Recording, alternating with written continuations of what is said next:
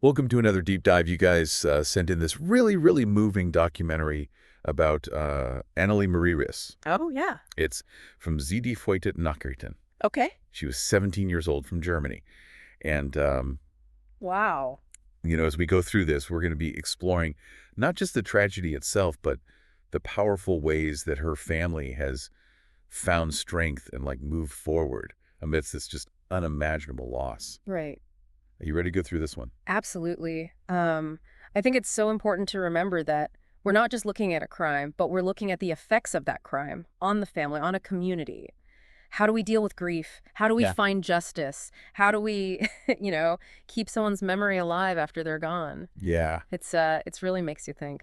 It does, and the documentary does such a good job of introducing us to Annelie right from the beginning. Right. It's not just a name on a page, it's this young woman who's full of life. Yeah. They do these really great interviews with family and friends, and you really get a sense of her personality. Ec- She loved languages. She had a real passion for playing the piano. Although she didn't like to be watched while she played, Yeah, which I thought was really interesting. I know. It makes her relatable in a way. Yeah. Just like any other teenager, she's got her quirks and her passions. Yeah, and they have these little details throughout that really bring her to life. Uh-huh. Like they talk about how she had this radiant smile that she just lit up a room. Right. And she had this infectious laugh.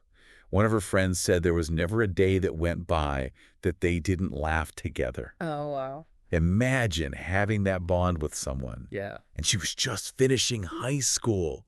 She had dreams of exploring the world. Right. She had so much life ahead of her. She did. One of the things that stuck out to me was that this happened in her small town. Right.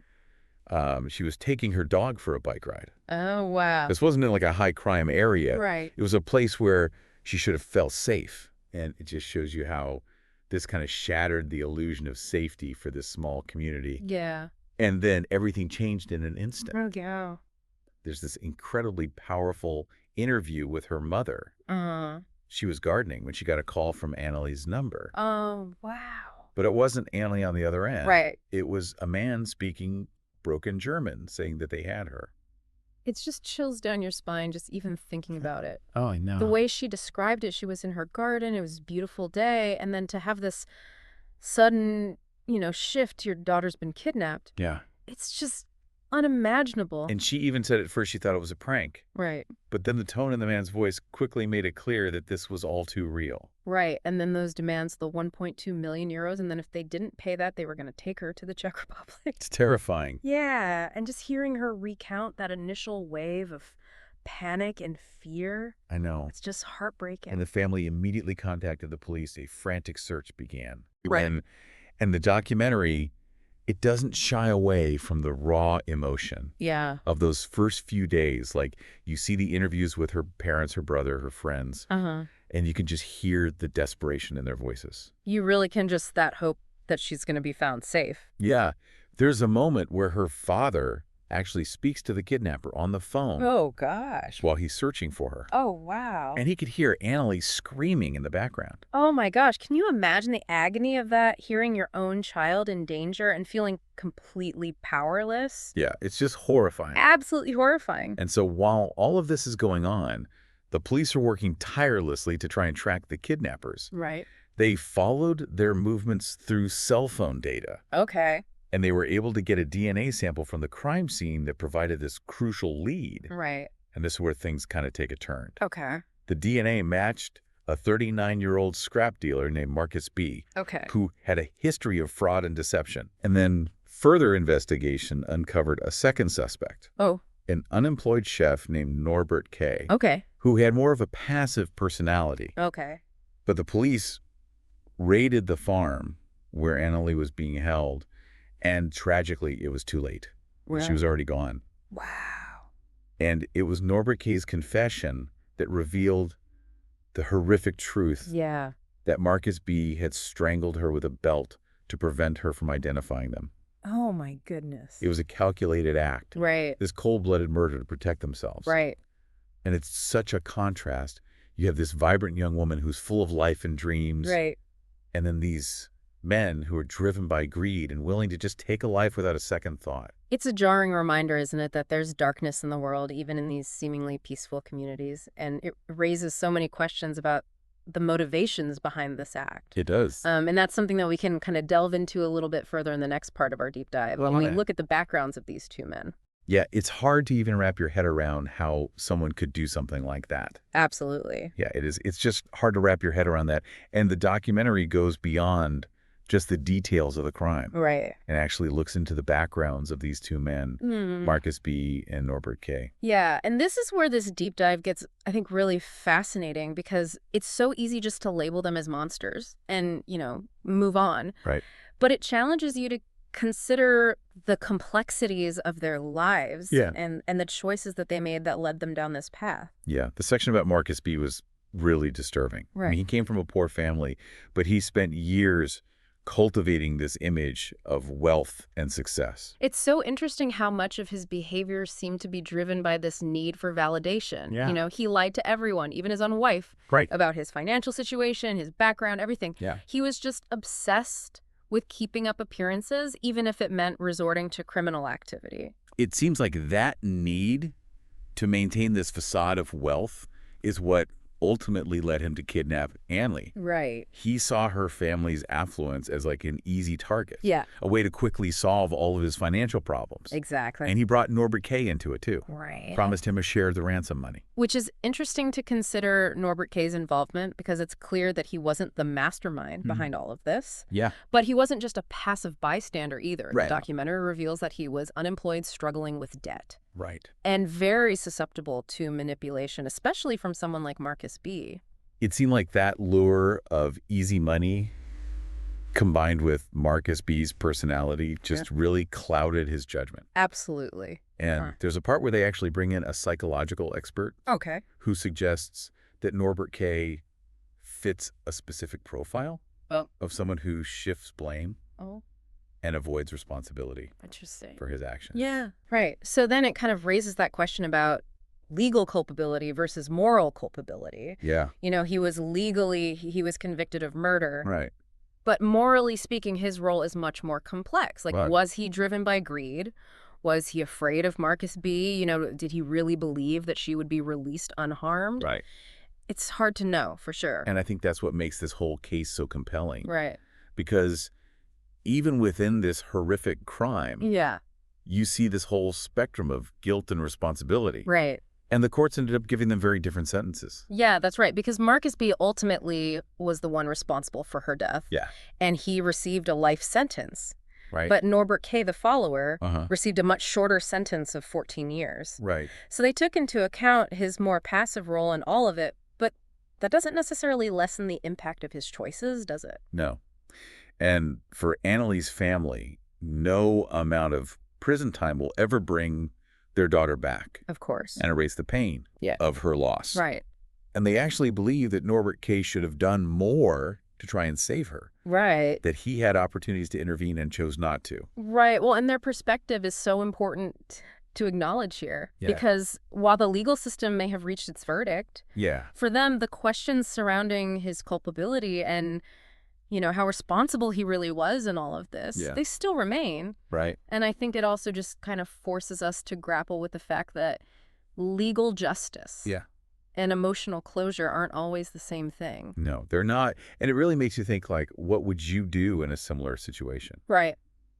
Like, would you have the courage to speak up? Would you try to stop something terrible from happening? It's so easy to judge from the outside looking in. Yeah. But when you're in those situations, fear and desperation and, being influenced by a manipulative personality can lead you down some really dark paths. Absolutely. And that's why, as much as we need to hold the perpetrators accountable for their actions, I think it's also so important to understand the factors that contributed to this crime happening. Like, how can we as a society recognize those warning signs of manipulation and coercion? Yeah. How can we empower individuals to speak up against injustice, even when it's hard and feels really dangerous? Yeah, you're hitting on something really important because while Annelie's story is so tragic, it also serves as this call to action. It does. We can honor her memory by trying to prevent tragedies like this from happening again. Absolutely. And part of that, I think, is fostering this culture of empathy Yeah. and understanding. You Yeah. know, it's so easy to dehumanize people who commit these acts, Right. but I think there's so much value in trying to understand the circumstances that led them to make those choices. Yeah, it's not about excusing their behavior. No. It's about gaining a deeper understanding of the complexities Right. of a human condition. Exactly. And recognizing that each person, even those who are capable of great evil, are shaped by a multitude of factors. Right. And it's in that space, you know, of confronting those uncomfortable truths about ourselves and the world that we might start to see some real meaningful change. Absolutely. But before we get too far ahead, we still need to examine the strength and resilience that Annelie's family displayed in the wake of this. Oh, absolutely. That's where this documentary, I think, really shines a light on the power of the human spirit. It would have been so easy for them to just retreat into their grief after something like that. Right. But the documentary shows us that they chose this completely different path. Yeah. This path of just incredible strength and resilience. Uh-huh. And one of the things that really stuck out to me was their determination to, like, channel this pain into something positive. Right. You know, something that would honor her memory in a really meaningful way. Yeah, that really resonated with me too, and it's so inspiring to see how they chose to celebrate her life. Yeah. You know, instead of letting this tragedy completely consume them. It really speaks volumes about, you know, their character and just how much they loved her. And a perfect example of that is the foundation that they established in her name. Right? It's dedicated to supporting children and families in their community. It's a beautiful way to turn their grief into something constructive. Yeah. Something that's going to make a difference in other people's lives. Yeah. You know, they're taking all that pain and channeling it into this force for good. Yeah. A legacy that will continue to impact their community for years to come. And it's not even just those big gestures. Right. Even the small details of how they choose to remember her are so touching. Yeah. Like at her funeral, they released all these white balloons. Oh, wow. It was this really powerful symbol Yeah. of her innocence, Yeah. you know, ascending to the heavens. I love that that image really stayed with me I know. after watching the documentary. Me too. It's just this beautiful visual representation of letting go Right. and, you know, allowing her spirit to be free from this tragedy. And they played her favorite song, True Colors, Oh, wow. during the ceremony. Mm-hmm. And it's like they were saying this is who she really was. Oh, you know, vibrant, authentic, full of life. Right. They refused to let the circumstances of her death define who she was. Exactly. And then they created this memorial at the site where she was abducted. Right. And they transformed this place of Yeah. darkness and pain Uh-huh. into a place of remembrance Yeah. and reflection. It's a powerful act, It is. you know, to reclaim that space. It's like they're saying, you may have taken her from us, Yeah. but you cannot erase her memory or the impact she had on the world. Exactly. It's a real testament to their resilience Yeah. and their refusal to let this tragedy define them. Yeah. You know, they created this place where people can go to remember Annelie, Right. to celebrate her life, Yeah. and to find comfort in their grief. And there's this scene towards the end of the documentary that I Yeah. found really moving. Annelie's brother talks about feeling her presence at his wedding. Oh, Even though she wasn't physically there, yeah. he could feel her there with him, Yeah. sharing in his happiness. That's beautiful. It's a reminder that those bonds Yeah. that we forge with people, Right. they transcend physical limitations. They do. Yeah. It's the power of love Yes. and memory. Yeah. Even though she's physically gone, she's still alive in their hearts. This has been such an emotional deep dive, It has. but also like profoundly inspiring. Yeah. You know, Annelie's story reminds us to cherish every moment, Yeah. appreciate the people we love, Mm. and find ways to turn even the darkest experiences into something meaningful. It's a true testament to the strength of the human spirit Yeah. to find hope and resilience Yeah. in the face of unimaginable loss. Yeah. And it challenges us to consider how we can create a world where these types of tragedies are less likely to occur. Right. There are no easy answers. No. But I think that's the point. Yeah. Her story makes us keep asking questions Right. and keep trying to understand Mm. and keep working to make the world a safer, more compassionate place. A place where everyone feels valued and safe. Yeah, we hope this deep dive gave you a glimpse into Annelie's life and her legacy and the strength of those who loved her. And as always, we want to encourage you to keep thinking about what we talked about today. Yeah. What resonated with you the most?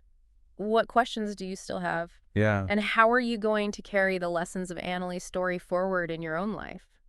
Thank you for joining us for this deep dive. Thanks for listening, everyone.